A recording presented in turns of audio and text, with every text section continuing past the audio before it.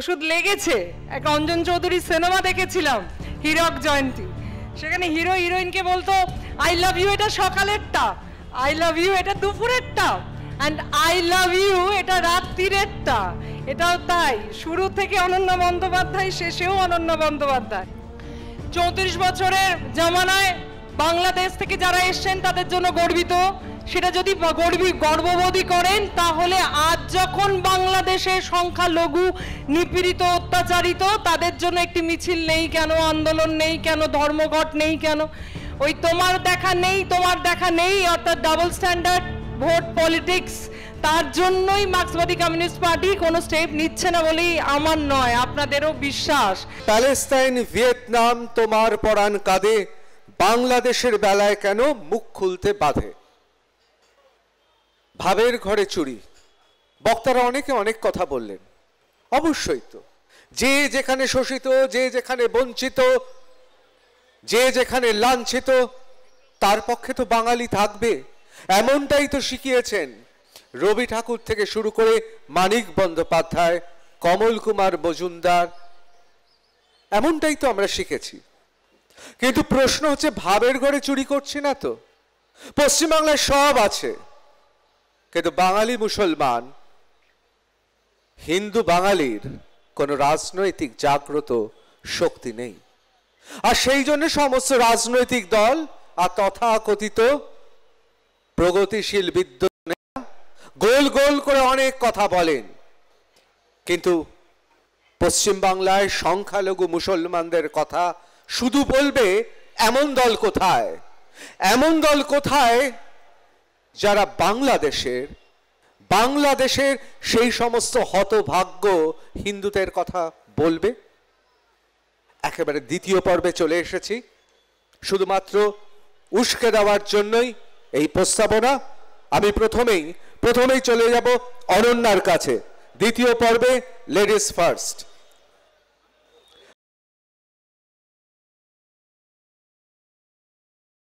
নমস্কার। সকলেই তাদের বক্তব্য রাখলেন এবং যে বিষয়গুলো নিয়ে আপনাদের সামনে তুলে দেব তার অন্যতম বিষয়টা হচ্ছে, প্রথম থেকে শেষ পর্যন্ত কোনো একজন বক্তা আমার কথাই বললেন, বুঝলেন, অনন্যা বন্দ্যোপাধ্যায়, শুরু এবং শেষ। তাতে আমার মনে হলো যে বোধহয় ওষুধ ধরেছে, ওষুধ লেগেছে। এক অঞ্জন চৌধুরীর সিনেমা দেখেছিলাম, হীরক জয়ন্তী। সেখানে হিরো হিরোইনকে বলতো আই লাভ ইউ এটা সকালেরটা, আই লাভ ইউ এটা দুপুরেরটা, অ্যান্ড আই লাভ ইউ এটা রাত্রিরেরটা। এটাও তাই, শুরু থেকে অনন্যা বন্দ্যোপাধ্যায়, শেষেও অনন্যা বন্দ্যোপাধ্যায়। তার মানে আমাদের যে অভিষ্ট লক্ষ্য ছিল, অর্থাৎ যে কথাগুলো বলেছিলাম মার্ক্সবাদী কমিউনিস্ট পার্টি নিয়ে, সেটা লেগেছে, ওষুধ কাজ করেছে। যাকে যে বিষয় নিয়ে বলতে গিয়ে এতগুলো কথা, যে দেখুন মার্ক্সবাদী কমিউনিস্ট পার্টি এবং ভারতীয় জনতা পার্টি এবং মার্কিন যুক্তরাষ্ট্রের কথা আমি বলেছি, কিন্তু একের সঙ্গে একে নিশ্চিত করে মিলিয়ে নয়। ভারতবর্ষ, ভারত সরকার পররাষ্ট্র নিয়ে যা বলছেন তাতে কষ্ট হচ্ছে। শুনতে ভালো লাগছে যে ভারতবর্ষের সীমানা বাড়বে, হাততালি পড়ছে, কিন্তু এটা তো স্ট্রিট কর্নার নয়। এখানে আমার সামনে যেখানে এসেছি কথা বলতে, যারা বসে আছেন তারা বিদগ্ধ জনেরা, তারা গুণী মানুষেরা, তারা বোঝেন আমাদের এই আজকের স্পিরিটের, মোশনের স্পিরিটটা ছিল বাংলাদেশ এত প্রতিবেশী রাষ্ট্র, তো কাছের রাষ্ট্র, সেখানে সংখ্যালঘু নিপীড়িত হচ্ছে, নির্যাতিত হচ্ছে, অত্যাচারিত হচ্ছে। তাদের জন্য কেউ কিছু করছেন না কেন? কেউ মানে ভারত সরকার, একই সঙ্গে মার্ক্সবাদী কমিউনিস্ট পার্টি। কেন? কারণ তারা ভিয়েতনাম, প্যালেস্তাইন নিয়ে মাথা ব্যথা করছেন। আজকে এখানে দাঁড়িয়ে বলছেন 34 বছরের জামানায় বাংলাদেশ থেকে যারা এসছেন তাদের জন্য গর্বিত। সেটা যদি গর্ববোধই করেন, তাহলে আজ যখন বাংলাদেশে সংখ্যালঘু নিপীড়িত, অত্যাচারিত, তাদের জন্য একটি মিছিল নেই কেন, আন্দোলন নেই কেন, ধর্মঘট নেই কেন? এগুলো নেই কেন? এটা ছিল আমার প্রশ্ন, এবং তার জবাব আপনারা ভালো জানেন। তাই ছড়া কবিতা নয়, সরাসরি কতগুলো প্রশ্ন আপনাদের মধ্যে করতে চেয়েছিলাম। দেখুন, ভালো লাগে, আমাদের বিধায়ক বললেন যে সবাই মিলে যদি আমরা কিছু করি, সংখ্যাগুরু, এগুলো সত্যি ভালো লাগে, কিন্তু সামনে তো কিছু হতে দেখছি না, সেটাই পরাণ কাঁদে। ওই তোমার দেখা নেই, তোমার দেখা নেই, অর্থাৎ ডাবল স্ট্যান্ডার্ড ভোট পলিটিক্স, তার জন্যই মার্ক্সবাদী কমিউনিস্ট পার্টি কোনো স্টেপ নিচ্ছে না বলেই আমার নয়, আপনাদেরও বিশ্বাস। ভিয়েতনাম প্যালেস্টাইন নিয়ে চেঁচামেচি করলেও গণতন্ত্র হত্যায় বাংলাদেশ নিয়ে কোনো মিটিং মিছিল সেই অর্থে কিছু দেখিনি। দায় সারা গোছের একটি স্টেটমেন্ট, এটা আভ্যন্তরীণ বিষয় বাংলাদেশে। এইভাবেই দায় এবং দায়িত্ব থেকে সরে যাওয়া যায় কি, এইটাও প্রশ্ন রইল। দেখুন, আমি মার্কিন যুক্তরাষ্ট্র নিয়ে কথা বলছিলাম এই কারণে, কারণ মার্কিন যুক্তরাষ্ট্র নিজেদের চ্যাম্পিয়ন অফ দ্য ডেমোক্রেসি বলেন, অর্থাৎ যেখানে গণতন্ত্রে কণ্ঠরোধ হয়, যেখানে মানব অধিকার মানুষের অধিকার লঙ্ঘন হয়, যেখানে শান্তি রক্ষা বিঘ্নিত হয়, সেখানে তারা আমাদের সামরিক শক্তি এবং অর্থ নিয়ে দাঁড়িয়ে পড়েন, পাশে থাকেন। অন্তত এটা তাদের ঘোষিত স্টেটমেন্ট। এই মার্কিন যুক্তরাষ্ট্রের কথা বলতে গিয়ে আমি বলেছিলাম তারা কেন চুপ, অর্থাৎ প্রতিবেশী রাষ্ট্র যেখানে সংখ্যালঘু সংখ্যাগুরু, যেটাই আমরা এখানে ওখানে অন্যটা, তারা যেখানে নিপীড়িত অত্যাচারিত, তাহলে তাদের বিরুদ্ধে কিছু করছেন না কেন? কারণ লজিক খুব পরিষ্কার। কারণ এক সময় যখন দক্ষিণ পূর্ব এশিয়ায় ভিয়েতনামের পাশে ছিল, তখন কমিউনিজমের আগ্রাসন চেক দেওয়া আমেরিকার প্রধান কাজ ছিল, বোধহয় পলিসিও। তাই সেই সময় তারা এটা করেনি, ভিয়েতনামের বিপক্ষে গেছে।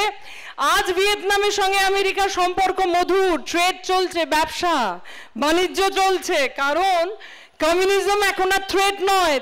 থ্রেট কি? কারণ অর্থনৈতিকভাবে চীনের আগ্রাসন is a threat to America, তাই আমেরিকা চুপ। আমি ইসরায়েল প্যালেস্টাইনের কথা বলতে গিয়ে বলছিলাম, এবং সেই ক্ষেত্রে অর্থাৎ আমেরিকা মার্কিন যুক্তরাষ্ট্র যে পলিসি, এই যে ইসলামিক স্টেট বা টেররিজম, তাকে নো টলারেন্স নীতি, অর্থাৎ এই ধরনের যারা জেহাদি গোষ্ঠী তাদের বিরুদ্ধে নো টলারেন্স, তাই কারণে এই হামাসের জন্য প্যালেস্তাইনের বিরুদ্ধে আমেরিকাকে স্ট্যান্ড নিতে হচ্ছে, তাই ইসরায়েলের পক্ষে আমেরিকা। তাহলে বাংলাদেশের পক্ষে নয় কেন? এই যুক্তি করতে গেলেই প্রথমে আসে অর্থনৈতিক দিক, অর্থাৎ এই যে গার্মেন্ট ট্রেড, সেখানে আমেরিকায় প্রথম চীন, তারপরেই কিন্তু বাংলাদেশ। অর্থাৎ বাংলাদেশের বিপক্ষে মানে নিষেধাজ্ঞা যদি কোনো রকমভাবে মার্কিন যুক্তরাষ্ট্র করে, কোনো স্টেপ যদি নেয়, তাহলে প্রথমভাবে কোথায় সমস্যা হবে? ট্রেডে, ব্যবসায়। বাংলাদেশের সঙ্গে গার্মেন্টের ব্যবসায় মার্কিন যুক্তরাষ্ট্রের সমস্যা হবে। চীন তার সুযোগ নেবে, তাই চুপ।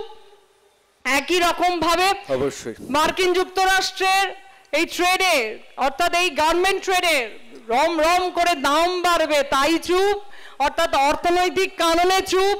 দ্বিতীয়ত অবশ্যই ইনফ্রাস্ট্রাকচার, চীন বিপুলভাবে বিনিয়োগ করেছে বাংলাদেশে, সেখানে আন্ডারওয়েট ওয়াটার প্রজেক্ট থেকে শুরু করে রাস্তা, টানেল, ব্রিজ, সমস্ত জায়গায় চীন বিনিয়োগ করেছে। এক্ষেত্রে যদি মার্কিন যুক্তরাষ্ট্র বাংলাদেশের পক্ষে কোনো রকম ভাবে স্টেপ নেয়, তাহলে ইউনিট সরকার অর্থাৎ কেয়ারটেকার সরকারের পিছনে যে জঙ্গি গোষ্ঠী আছে, তারা চীনের দিকে ঝুঁকে পড়বে, তাই মার্কিন যুক্তরাষ্ট্র চুপ।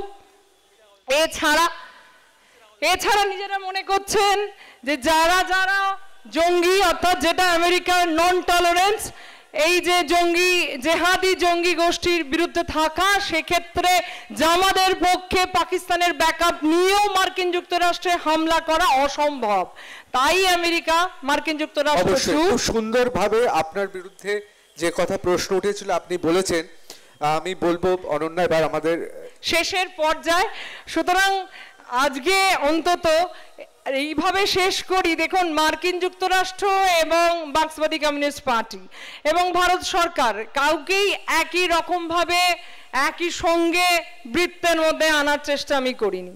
আপনারা সুধী নাগরিক, আপনারা জানেন যে শুনতে যা ভালো লাগে সেটা আসলে প্রতিফলন হচ্ছে না, সেইখানে মনে কষ্ট। যারা এত বেশি গণতন্ত্রের কথা বলছেন, তারা গণতন্ত্রের জন্য রাস্তায় নামছেন না। যারা ভারত সীমান্তের কথা বলছেন, তারা পররাষ্ট্র নিয়ে পরিষ্কার খোলসা করে কিছু বলছেন না। যারা এখানে সংখ্যালঘু, তারা ওই বাংলাদেশের যারা সংখ্যালঘু তাদের জন্য কিছু বলছেন না, শুধু স্ট্রিট কর্নারের মতন হাততালি পাওয়ার জন্য দুটি কথা বলছেন। আসলে এরা কেউই কিছু করবে না। এবার রইল পশ্চিমবঙ্গ সরকার এবং তার মুখ্যমন্ত্রী। দেখুন, ভারতবর্ষে পররাষ্ট্র নীতি রাজ্যের মুখ্যমন্ত্রীর পক্ষে কিছু স্টেপ নেওয়া সম্ভব নয়। এটা স্টেট সাবজেক্ট নয়, এটা সেন্ট্রাল সাবজেক্ট। সেই জায়গা থেকেও পশ্চিমবঙ্গের মুখ্যমন্ত্রী এবং তার সরকার তাদের স্টেটমেন্ট এবং স্ট্যান্ড খুব পরিষ্কার করেছে। যদি বাইরে থেকে কেউ আসেন, তাহলে রুটি ভাগ করে নেওয়ার কথা বলেছেন, পিস কিপিং এর কথা বলেছেন, সেটা মুখ্যমন্ত্রী এবং তার স্ট্যান্ড, সেই বিষয়ে আমরা তাকে সমর্থন জানাচ্ছি।